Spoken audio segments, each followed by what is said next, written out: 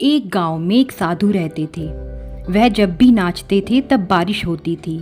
इसलिए गांव के लोगों को जब भी बारिश की ज़रूरत होती वह लोग साधु के पास जाते और उनसे अनुरोध करते कि वह नाचे। और जब वह नाचने लगते तो बारिश जरूर होती। एक दिन गांव में 4 लड़के शहर से घूमने आए। जब उन्हें यह बात पता चली कि किसी साधु के नाचने से बारिश होती है तो उन्हें यकीन नहीं हुआ। शहरी पढ़ाई लिखाई के घमंड में उन्होंने गांव वालों को चुनौती दे दी कि अगर हम भी नाचेंगे तो बारिश होगी, और अगर हमारे नाचने से बारिश नहीं हुई तो साधु के नाचने से भी बारिश नहीं होगी। अगले दिन सुबह सुबह गांव वाले उन चारों लड़कों को लेकर साधु की कुटिया के पास पहुंचे। गांव वालों ने साधु को सारी बात बताई। फिर उन लड़कों ने नाचना शुरू किया। पहले लड़के ने नाचना शुरू किया। आधा घंटा बीत गया। फिर पहला लड़का थककर बैठ गया, पर बादल नहीं दिखे।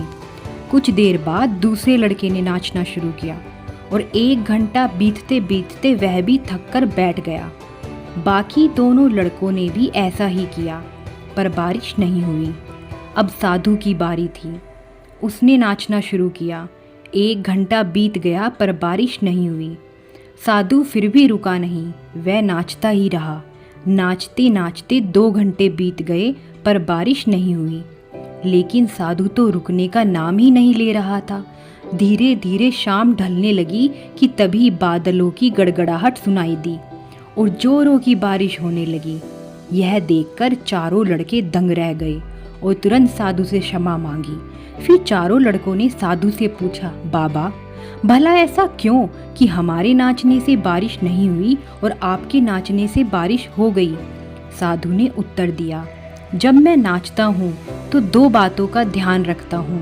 पहली बात तो मैं सोचता हूँ कि अगर मैं नाचूंगा तो बारिश को होना ही पड़ेगा, और दूसरी यह कि मैं तब तक नाचूंगा जब तक कि बारिश ना हो जाए। सफलता पाने वालों में यही गुण होता है।